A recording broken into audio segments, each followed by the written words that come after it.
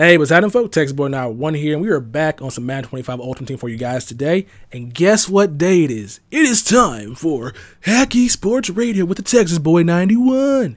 Woo! Anyway, today's discussion is the question of the day. Everybody wants to know this from Texas. Does DeSean Jackson fit well with that team up in Washington? And before I get too far in this video, I want to go ahead and say this. I'm going to refer to that team in Washington as the Washington Racists.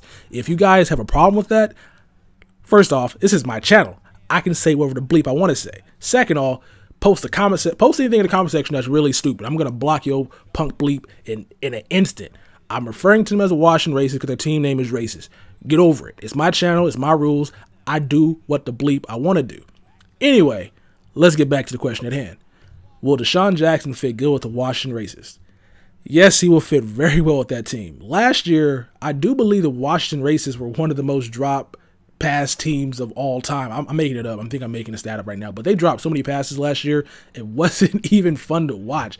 RG3 is out there playing on a bad knee, not 100% off of his ACL tear, and he's over there playing, throwing the ball to Pierre Garcon, drop pass, throwing it to Leonard Hankerson, drop pass, throwing it to Santana Moss, drop pass. It was really hard to watch, and I felt really bad for RG3 out there putting his knee on the line in his career for guys that really weren't into catching passes for him. I'm like, this is not fun to watch for me as a football enthusiast, so I felt really bad for him at that aspect. And DeSean Jackson is a receiver that can go up there and get balls, which is a cliche, I know, but he's one of those guys you can trust in situations to bring down a tough reception. So I like that fit, and hopefully his competitive spirit rubs off on some of those guys on that team, because I believe the best receiver last year for the Redskins, and I said Redskins.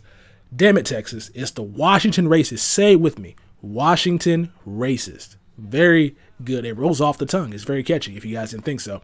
But I believe Jordan Reed last year was the best receiver on that team, and everybody else on that team was pretty bad. That's why I don't think Fred Davis is going to be back next year. I don't know if he's back, if he got cut anyway, but that team dropped so many passes last year, and I believe DeSean Jackson is going to change that up.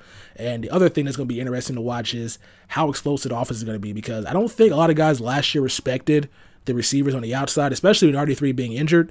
They loaded the box. There was like 8 guys in the box, and they wanted RG3 to beat them throwing the ball and making quick decisions. But he really couldn't run the ball last year, so it really wasn't as fair, because a lot of guys would play, like I think 6 guys in the box, put a lot of guys in coverage and just try to force this guy to run out of the backfield. But because he couldn't run, they loaded the box up and pretty much just forced this guy to throw out of the pocket. It wasn't too good because he wasn't as accurate as he probably could have been on some of those passes. So with him being healthy next year and Alfred Moore still being a beast, DeSean Jackson has to be covered. So he's going to basically demand a lot of respect. Probably safety help over the top with a cornerback manned up against him. So it's going to be a nice decoy, along with being a nice weapon to have going deep on those fly routes, or catching those outs, or catching the curls coming back in, using the speed to his advantage in the open side of the field.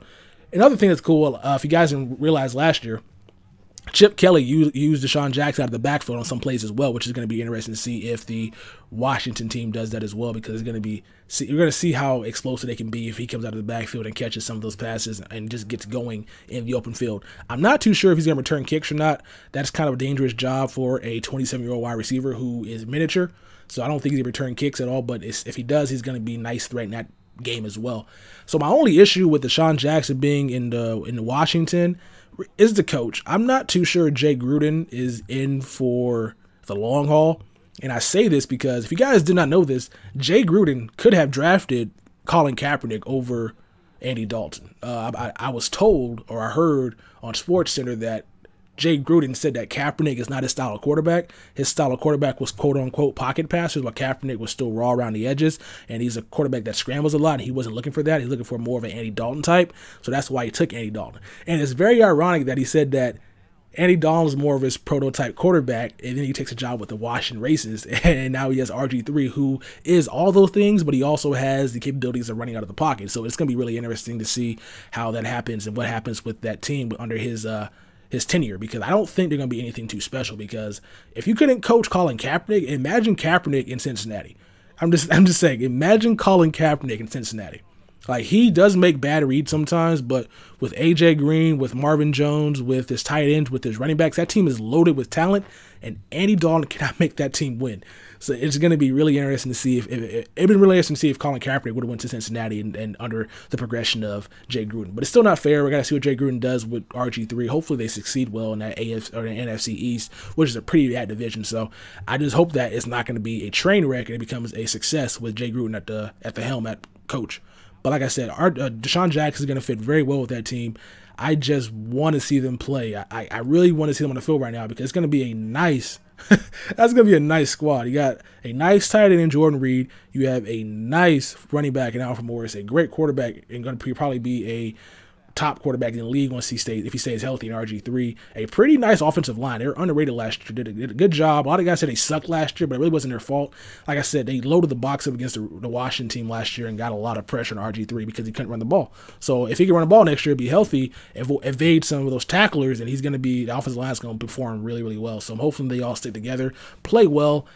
So that's pretty much my take on DeSean Jackson. Like I said, the only problem with that team, other than the coach, is going to be the defense. That defense is not good. I don't care what nobody says. Jason Hatcher's, he's okay. He was the only healthy Cowboy player last year, and Dan Lebertard says this a lot about players. He was kind of the looter in the ride. He played all 16 games, I want to say, and you play all 16 games, you're going to rack up some stats, unless your name's Cole Misi, who is just a guy that nobody knows if he's good or not. But Jason Hatcher, being the only guy that's healthy last year for the Cowboys, got a big contract with the Washington team, and he's probably going to play well for them, but I'm not too sure. Brian Arakpo was pretty good last year, so London Fletcher, but their defense, they had a lot of good games, but overall they played pretty poorly.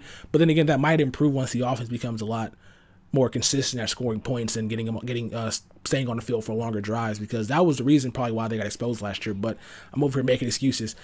I really don't want to see them win. I don't want to see them win, but then again, I do, because I like DeSean Jackson as a player. I don't like how the Eagles kind of smeared him by saying he has quote unquote gang-related friends, and I'm like, that's not fair to the guy at all for just smearing him. He's not getting a fair chance. He's in the eyes of the people in the court of public opinion, he is a criminal. I don't like how players get labeled criminal based off some random nonsense going on in the league. But anyway, folks, that'll pretty much wrap up the video. I hope you guys enjoyed my take on DeSean Jackson. If you guys did not, leave it in the comment section below why you disagree with me. Also, like I said, say any stupid thing about me saying Washington racist, you're going to get blocked. I'm telling you, don't try me. Do not try me. You're not about this life. I will hit that block button so fast because I really am tired of people telling me how I should talk on my own platform. If you want to talk about another team, build your own channel. That's all I got to say. That's all I got to say. I'm going to be a douchebag about this, but hey, say one thing. I dare you. I'm telling you, type that one thing that says Texas. They're not called the racists. They're called the Redskins. I'm telling you, sir, you're going to get blocked. If you type the Indians like this name, I'm just going to block. I'm going to find you, and I'm going to strangle you with your own headphones. I promise you that's what's going to happen, because I'm tired of everybody making that excuse up. It's annoying. Now I'm rambling and ranting on this video. That's pretty much it. I'm the Texas boy. I'm out of this mother bleeper. Peace.